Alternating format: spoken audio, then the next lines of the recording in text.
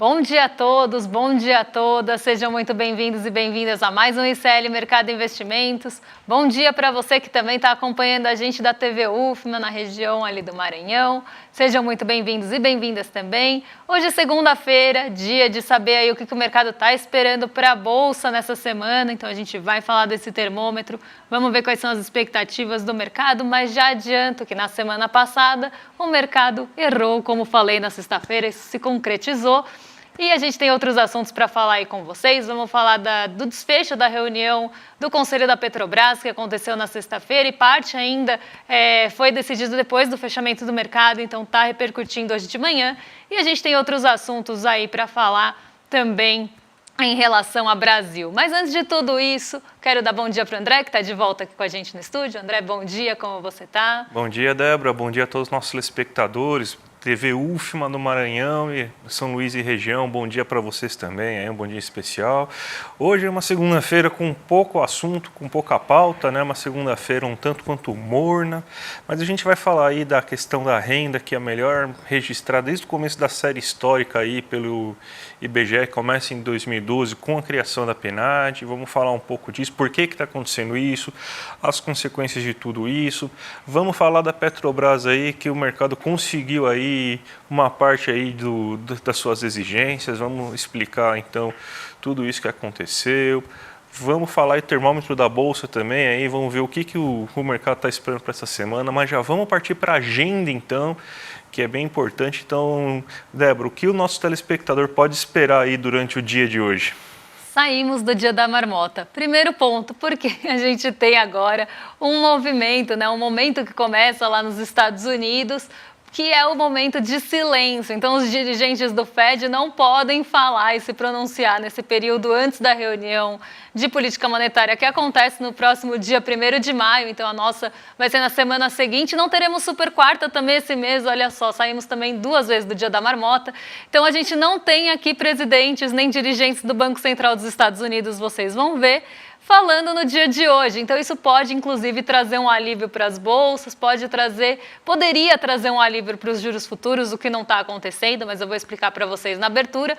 Mas hoje vocês vão ver uma agenda mais enxuta e sem aquela centralidade que a gente viu durante toda a semana passada e até na semana anterior, dos dirigentes do Fed se pronunciando e trazendo ali um peso grande para suas falas e mexendo muito com as expectativas do mercado, inclusive postergando cortes para 2025. Então, a gente não tem esse peso hoje, nem vai ter durante essa semana, justamente por conta do período de silêncio. Então, vamos ver o que a gente tem, então, nessa agenda mais esvaziada, nessa agenda mais enxuta. O Fed de Chicago divulgou o Índice de Atividade Nacional de março, às 9h30 da manhã. Antes da abertura saiu o balanço da Verizon lá nos Estados Unidos. Então a gente tem aquele momento que a gente começa a ter a divulgação de balanços e resultados corporativos. Na Europa, a gente tem os grandes bancos divulgando os seus resultados agora no começo da semana. E nos Estados Unidos, as empresas de tecnologia vão divulgar os balanços e os resultados aí no comecinho da semana. Em seguida, às 10 horas da manhã, o presidente Lula lançou o Acredita, que vai tentar ali reestruturar a parte do mercado de crédito no Brasil, voltado para micro, pequenas e médias empresas também. Então, a gente teve o lançamento desse programa hoje de manhã. A Comissão Europeia divulgou o Índice de Confiança do Consumidor preliminar de abril, até porque estamos no dia 22, então não temos o mês fechado. O Campos Neto, esse sim fala, ele vai participar aí de uma palestra online numa asset, numa gestora de recursos. Então a gente tem a participação aí de Roberto Campos Neto às 11h15. Isso tem potencial de mexer com os nossos juros, dependendo do que ele falar em relação aí às sinalizações da próxima reunião do Copom.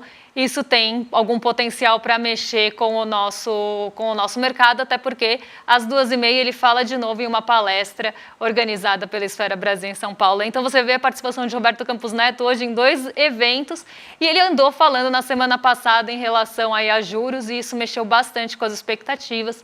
Por isso que eu falei que dependendo do que ele falar, Isso tem um peso grande aqui para os nossos juros futuros, independente ali dos dirigentes do Fed. A presidente do Banco Central Europeu, Christine Lagarde, também participa de um evento, então a gente está com a ausência dos dirigentes do Banco Central dos Estados Unidos mesmo, mas os outros bancos centrais não estão ainda no período de silêncio, então a gente tem aí pronunciamentos ao longo do dia. Sai a balança comercial semanal às 15 horas no Brasil e depois a gente tem já no finzinho do dia o S&P divulgando PMI composto, industrial e de serviços ainda preliminar do Japão. Então, um dia aí que a gente tem poucos indicadores, a gente tem duas falas do Roberto Campos Neto que podem ganhar peso aí, pensando no nosso mercado doméstico, já que o mercado já está com aquele sentimento de olhar muito ali para juros e está olhando muito para o fiscal, então a gente pode ter esse peso aí durante o dia. Mas, no geral, um dia bem tranquilo aí de uma agenda bem esvaziada. Vamos então agora começar o nosso giro pelo mundo, Débora, porque tem notícias importantes, a gente sempre tem a notícia que a gente coloca aí no nosso site para vocês lerem, para vocês se prepararem, saber o que já aconteceu, saber o que pode acontecer. Mas a gente começa pela Ásia, né, e parece que essas tensões aí no Oriente Médio estão menores e isso daí acabou ajudando um pouco aí os mercados asiáticos, né? Exatamente, a gente teve, né, na sexta-feira o mercado asiático, ele fechou com bastante incerteza, porque ainda tinha acabado de acontecer, era algo que estava ali muito próximo do acontecimento, que foi o ataque de Israel ao Irã. Então, não sabia ainda a magnitude desse ataque, como é que isso ia desenrolar ao longo do dia. E foi no momento que as bolsas asiáticas fecharam na sexta-feira. Então, as bolsas fecharam ali em meio a muitas incertezas. Depois que se viu, né, que a gente teve ali uma proximidade, sim, desse ataque de Israel a uma região nuclear ali do Irã, mas não teve nenhum dano significativo, nem nada disso, as pessoas, né, ficaram um pouco mais aliviadas, inclusive com um possível revide ali que poderia acontecer. Então, no começo da manhã, na sexta-feira, eu até falei que o petróleo subiu 4%, se tinha muita incerteza, o mercado estava ali com seus ânimos aflorados e foi justamente no momento que aconteceu o fechamento das bolsas asiáticas. Então, elas fecharam em meio a esse caos e ficaram ali no terreno negativo. Nessa manhã de segunda-feira, elas se recuperam, porque aí passado o período, né, do que se apurou ali do ataque de Israel ao Irã, se viu ali que não teria nem ali uma possibilidade de mexer tanto com o preço do petróleo arrefeceu na própria sexta-feira, hoje continua em queda, pelo menos durante o pré-mercado, a gente tinha uma queda, um arrefecimento do petróleo Brent, então isso trouxe um alívio tanto para as bolsas asiáticas, que é o que a gente vai ver agora, como também para as bolsas europeias, que também estão esperando ali os seus resultados de grandes bancos nos resultados corporativos. Então, a gente teve esse alívio dessa pressão, principalmente vinda, que estava acontecendo na madrugada no preço do petróleo Brent. Vou colocar aí na tela para vocês o Hang Seng, né, até porque ele foi quem liderou aí as altas hoje entre as bolsas asiáticas, subiu 1,76%. Hang Seng é uma bolsa intensiva em tecnologia, é uma bolsa que tem muita volatilidade, eu vou até descer aqui um pouquinho a tela para vocês conseguirem ver a volatilidade do Hang Seng. Agora sim, ele tem bastante volatilidade, então quando ele oscila de forma bastante brusca, então ele acaba sendo mais sensível também a esses movimentos de incerteza. Frente a incertezas, bolsas que têm ali maior sensibilidade, que são mais voláteis, caem com mais intensidade, mas também quando elas se recuperam, elas acabam recuperando em intensidade maior. Então, o Hang Seng ele tem essa característica e por isso ele sofreu na sexta e liderou a recuperação hoje na Ásia. A gente teve alguns movimentos ali divergentes, tá? Não foram todas as bolsas na mesma direção. O Xangai Composto, por exemplo, ele não foi para o terreno positivo, ele acabou ficando ali no terreno negativo, mas respondendo a um motivo local de China.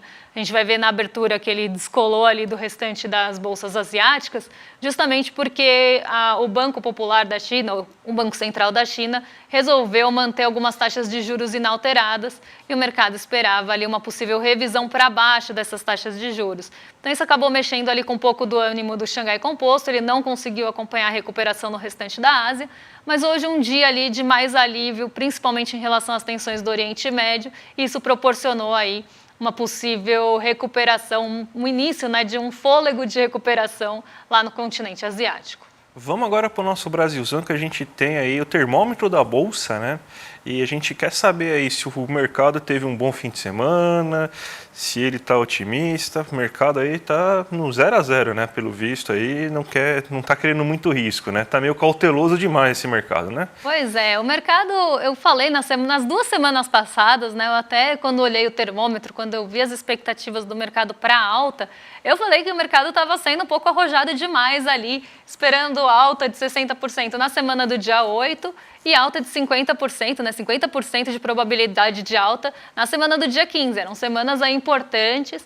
E a gente teve ali a semana do dia 15 basicamente toda negativa. Foi uma semana muito ruim para a nossa Bolsa, em resposta principalmente a fatores externos. Então, a gente teve ali o agravamento, a gente teve o aumento das tensões geopolíticas no Oriente Médio e, junto a isso, a gente teve uma escalada dos rendimentos dos títulos de dívida dos Estados Unidos.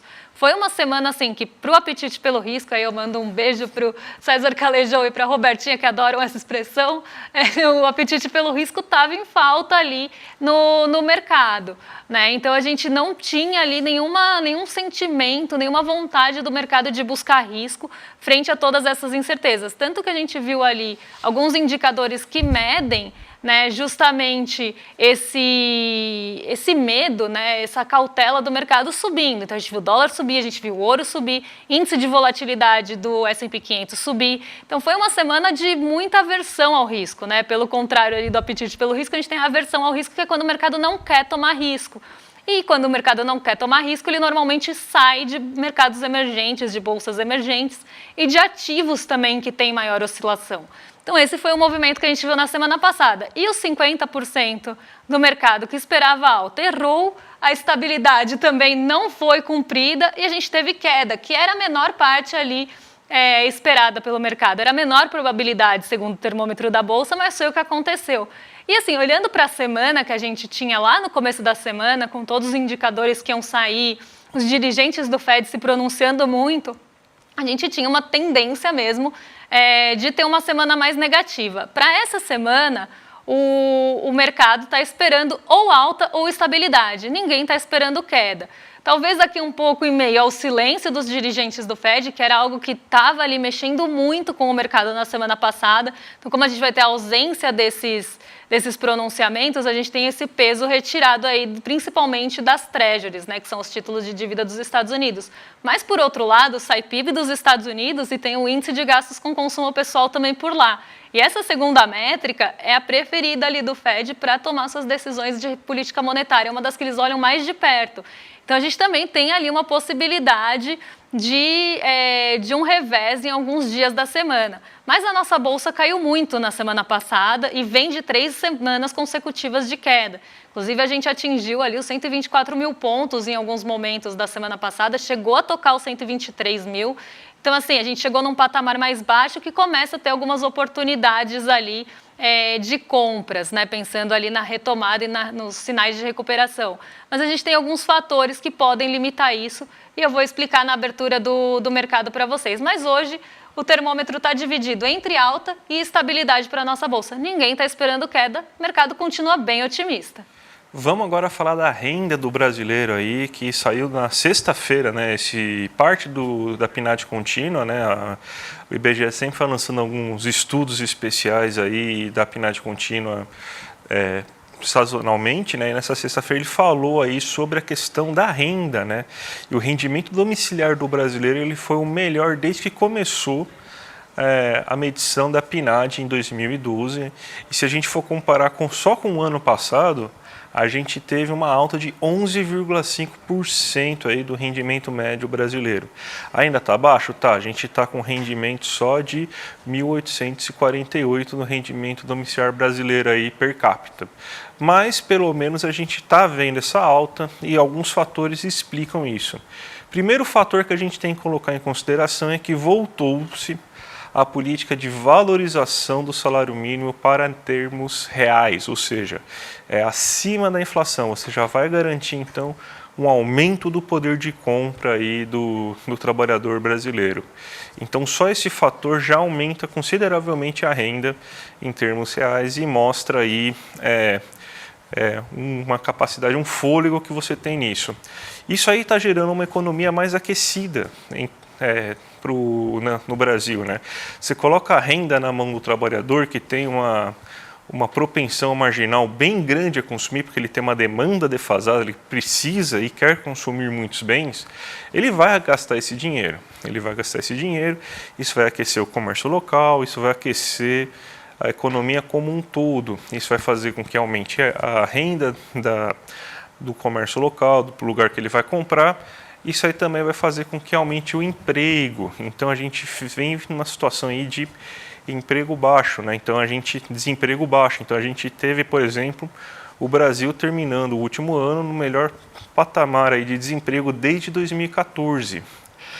Bem importante esse dado porque também mostra aí que você tem pouco desemprego, também melhora nas condições de negociação salarial. É só a gente ver o que está acontecendo aí nesse momento em relação às negociações salariais. A gente está tendo um sucesso muito grande das negociações salariais. Então, em todas as frentes, a gente vê aí o brasileiro tendo um aumento de renda, e esse aumento de renda agora o IBGE capturou e consegue mostrar aí um aumento de 11,5% e o melhor da série histórica. É por isso que a economia brasileira está mais aquecida no começo desse ano, porque tem uma renda extra que o brasileiro, principalmente o brasileiro de menor renda, quer gastar porque ele tem demanda reprimida. Então isso é muito bom para a economia brasileira e mostra aí uma das principais políticas e uma das mais importantes, que é justamente o aumento do salário mínimo em termos reais, dando o efeito aí desejado aí na economia, né, Débora? Exatamente, algo que a gente via sofrendo aí por bastante tempo, né, a renda do brasileiro, principalmente no final ali, nos anos pós-pandemia, não conseguia retomar, principalmente, inclusive, a renda antes do período da pandemia. Então, aqui, a renda, pelo menos a renda domiciliar per capita, já consegue atingir aí um valor que não era visto desde o início da sua série histórica. E a gente põe série histórica aqui 2012, justamente que é quando a gente tem o início da medição pela PNAD aí, que foi a mudança de forma de olhar aí para a renda, para o desemprego aqui no Brasil. Caso Petrobras, Débora, novos desdobramentos, aí, novas fofocas aí, o mercado conseguiu que queria, que é pagamento aí de parcela aí desses dividendos extraordinários. O Fernando Haddad, que está procurando dinheiro em tudo quanto é canto, também não achou ruim, já que vai ter um ganho de 6 bilhões aí calculados pela Fazenda, mas para a Petrobras é 6 bilhões que ela não vai investir, né? Então, explica aí para a gente essa história toda. Exatamente, a gente não pode esquecer, né, que o Brasil, né, também, né, aí Brasil enquanto esfera de governo, aí também é acionista da Petrobras. Então, parte desses dividendos também voltam para os caixas ali do governo. Então, a gente vê esse aumento de receita aí calculado de 6 bilhões vem justamente disso, né? E aí eu sempre explico também quando eu vou falar dos anos anteriores, quando a gente tinha aqueles pagamentos de dividendo acima do próprio lucro, distribuindo inclusive ali o que havia sido acumulado em períodos anteriores, a gente vê justamente uma tentativa também de gerar, né, essa receita que acaba sendo uma receita extraordinária para o governo. Né? Então, a gente vê agora o pagamento dos dividendos, parte vão voltar assim, aí como as receitas extraordinárias, mas a gente tinha, né, a grande briga, né, e o cabo de guerra entre o mercado e a Petrobras, vamos pensar assim, de um lado a Petrobras tendo que dividir, né, esse lucro, ali tem a parte dos dividendos que ela vai distribuir, isso é dado, só que a gente tem os dividendos extraordinários que teriam sido retidos, que poderiam ter sido retidos e que tinham sido retidos lá em março, que foi quando a gente teve ali, né, a notícia de que os dividendos extraordinários não seriam pagos, aí a Petrobras caiu um monte, né, para quem lembra, ela chegou a cair 12% num único dia, justamente em meio a todos esses fatores. Então, a gente tinha a Petrobras ali não divulgando o pagamento dos dividendos extraordinários e, ao mesmo tempo, uma possibilidade até de dança de cadeiras. Então, isso começou a trazer muita instabilidade para a Petrobras,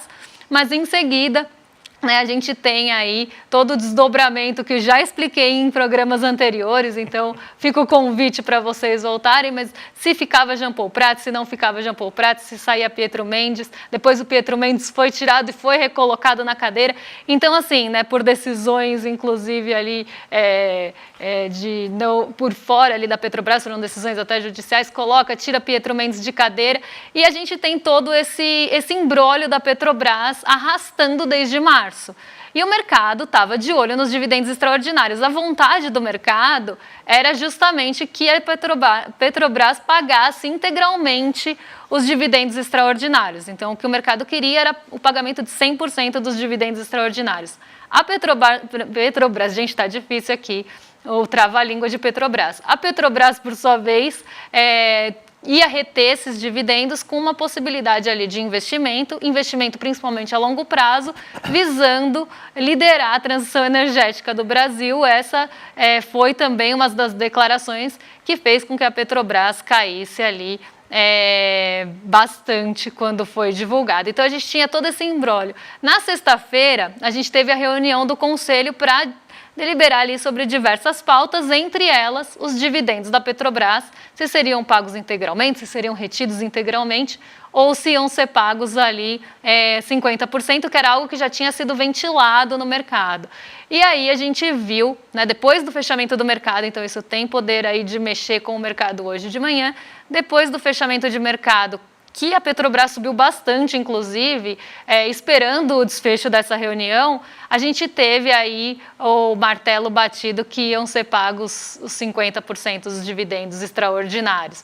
Então, a gente fecha essa novela da Petrobras, mas a gente tem ainda a cena dos próximos capítulos, ainda olhando aí para possíveis danças de cadeira. E vamos então para a abertura do mercado aí para saber se isso aí teve algum efeito aí na nossa bolsa, né? Então, o que está acontecendo nessa manhã? A gente está no 0 a 0 basicamente, né? Basicamente, a gente até teve uma abertura mais negativa, o mercado conseguiu recuperar o fôlego e a gente tem alguns fatores que podem mexer com a nossa bolsa hoje e poderiam já mexer com a abertura antes mesmo do mercado abrir aqui no Brasil. A gente tem o pré-mercado, a gente tem os futuros de Nova York, que já trazem ali um indício, além da Ásia, de como os mercados podem abrir hoje, né? E poderiam abrir hoje. A gente tem o Xangai Composto, como eu falei, caindo 0,66 por aquela questão das taxas de juros, que já expliquei, e o Nikkei 225 subiu 0,99, seguindo o bloco da alta ali do continente asiático. As treasuries de 10 anos, elas sobem 0,20 hoje, estão a 4,63%, é um valor alto para rendimento de títulos dos Estados Unidos. Durante a manhã, então, quando a gente pegava antes da abertura, né, quando a gente olhou antes da abertura ali o mercado, as treasuries elas estavam até arrefecendo um pouco, mas bem perto do 0 a 0. Elas estavam ali até oscilando entre perdas e ganhos. Agora elas se firmam em alta de 0,20. E o nosso DI futuro aqui, que são as expectativas para os nossos juros, também sobem nessa manhã, né? Então a gente vê aí 0,26 de alta do DI futuro aqui. Isso tinha potencial já de manhã, quando a gente começa a ver o DI futuro acelerando, mesmo com as treasuries ali mais perto do 0 a 0, já tinha um potencial de limitar a nossa alta. Porque frente a expectativas de juros futuros, o recurso também vai buscar mais segurança no Brasil. Não é só os juros de fora que mexem com isso. Os juros aqui de dentro também mexem com essa vontade o apetite pelo risco, vontade de buscar ativos de risco ou não. Então a gente vê esse movimento acontecendo de manhã. O dólar continua em alta, ele caiu bastante na sexta-feira, caiu 0,97%, mas continuou perto dos R$ 5,20, como vocês estão vendo na coluna de fechamento.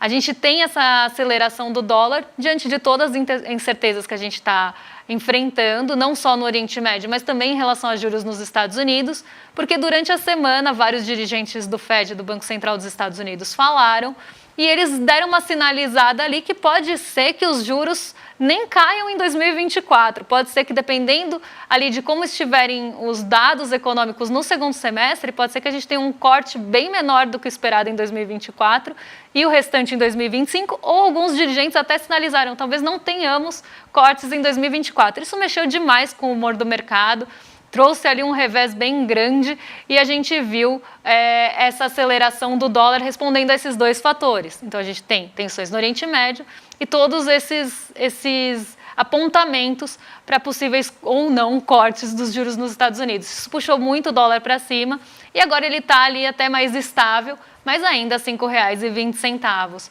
O DXY, que é o índice que mede o dólar frente aos pares, segue no mesmo movimento, então ele também sobe justamente impulsionado por esses mesmos fatores. Então a gente vê o dólar se fortalecendo de uma forma geral, porque a gente tem um momento de incerteza com o rendimento dos títulos dos Estados Unidos mais altos, e isso faz ali com que o recurso saia de países num geral, e esse recurso vai buscar ali a estabilidade nos títulos de dívida dos Estados Unidos. E aí os mercados emergentes acabam sofrendo um pouquinho mais. Hoje a gente não conta com o apoio do petróleo Brent, então a gente está vendo aí o petróleo Brent está oscilando entre perdas e ganhos, mas ele passou a maior parte da manhã já no terreno negativo, negociado a 86 dólares por barril. Então isso poderia limitar, sim, a nossa alta do Ibovespa, né? A gente tinha até uma perspectiva de abertura mais positiva, mas ela poderia ser limitada pelo preço do petróleo Brent e pelo preço do minério de ferro, que depois de subir na verdade foi mais de uma semana de alta de preço de minério de ferro em Dalian na China. O minério de ferro hoje ele caiu, então ele fechou em queda, e isso traz ali um sentimento também de queda, um movimento de queda para mineração e siderurgia. Então isso ia pesar, ia limitar ali a alta do Ibovespa, e a possibilidade da Petrobras pagar os 50% dos dividendos extraordinários está gerando aí um movimento até positivo, porque a gente vê a Petrobras subindo, pelo menos nessa parte da manhã. Já Nova York aqui está recuperando perdas da semana passada também. A gente teve um fechamento negativo de semana e agora as bolsas sobem esperando os resultados corporativos do setor de tecnologia. Então isso deve pautar também bastante a semana, além do PIB dos Estados Unidos e do índice de gastos com consumo pessoal. Então um dia mais morno mesmo, muito puxado aqui no nosso Brasil por commodities e o apetite pelo risco aí limitado pelos juros e aí pelos motivos já explicados. Débora, a aula de ontem foi imperdível, foi histórica, né? A grande aula que a gente teve ontem aí com a Aleda Guevara, milhares de pessoas ouviram dela aí a verdadeira história do pai, derrubando uma série de mitos aí que foram criados aí, de algumas posições sobre essa figura aí que é lendária, que é histórica do século XX, né? E se você perdeu, gente, a gente tem uma boa notícia, essa aula já está disponível na íntegra, mas só para quem é assinante do ICL. Então, gente, você aí aproveite, comece e assine o ICL aqui no link que está aqui embaixo, por exemplo, aí, mas você tem aí muito acesso, você tem 270 cursos, comentários originais, e olha que chegou aí para vocês aí em relação aí a toda essa palestra aí, toda essa aulona que a gente teve com a Aleda Guevara. Primeiro aí, a gente tem o documentário Che Guevara Hasta la Vitória Sempre, que vai falar de toda a vida desse revolucionário, desde seu nascimento na Argentina até a morte trágica dele na Bolívia. A gente também vai lançar também o curso aí do Che, 1000 Faces de um Guerreiro Histórico, com o nosso professor Lindener Pareto aí, e vai mostrar a importância da luta da vida de Che através da perspectiva histórica mundial, né? Além de tudo, né, você vai ter acesso a tudo que tem na nossa comunidade. Tem curso que eu dou lá, tem diversos outros cursos, isso é muito importante, é muito bom. E vai ter, para quem assina ainda hoje, gente, e se tornando um membro solidário, ainda vai ter todos esses presentes aí que foram vendidos ontem, ó. O livro Che Guevara, o socialismo humanista, o livro do Eduardo Moreira, Desigualdade e Caminhos para uma Sociedade Mais Justa, o certificado digital de membro solidário, e além disso, o boné aí do Che Guevara, aquele boné tradicional do Che Guevara, gente, vale muito a pena. Então, clica no link aí que está aqui embaixo para vocês e assine o ICL aí, que você não vai se arrepender. André, estava esperando você colocar o boné. Agora que eu vi que o boné ficou lá. Poxa vida. O boné tá longe hoje. Que pena. Gente, fica por aqui. Vocês ficam agora com o Rolê ICL na sequência. O pessoal aqui do chat está falando que a aula foi um sucesso, que eles adoraram quem assistiu. Então, quem não assistiu, tem replay aí para os alunos do ICL. Fiquem agora com o William De Luca e com o Guga Noblar. Então, agora a partir das 11h30. Amanhã a gente está de volta para trazer perspectivas aí do mercado em relação aos principais indicadores macroeconômicos. E vamos trazer aí o que está atualização do que está mexendo com o nosso bolso, que tem potencial de mexer também. Então, até amanhã. Um beijão para vocês. Até amanhã, gente. Tchau, tchau. O nosso encontro com a Leida Guevara, filha de Ernesto Che Guevara, contando a biografia do seu pai, o líder revolucionário mais popular de todos os tempos, foi um sucesso estrondoso. As pessoas se emocionaram e se surpreenderam, até com revelações que vão de encontro a tudo que as pessoas achavam, saber sobre Che Guevara. Muita gente está pedindo para poder assistir de novo, que é um pouco mais daquela energia que veio junto com o encontro. E várias pessoas que não puderam assistir estão pedindo a chance de poder assistir. A gente resolveu então liberar o replay e liberar também os presentes que no final a gente deu para todo mundo que quis vir fazer parte da comunidade CL, para as pessoas que assistirem o replay. Então, aproveita agora a chance que está acabando até o prazo, é um período pequeno que fica o replay liberado, e assiste a esse encontro maravilhoso. E depois conta pra gente aqui o que vocês acharam. Eu tenho certeza que vocês vão adorar. Um abraço e bom encontro!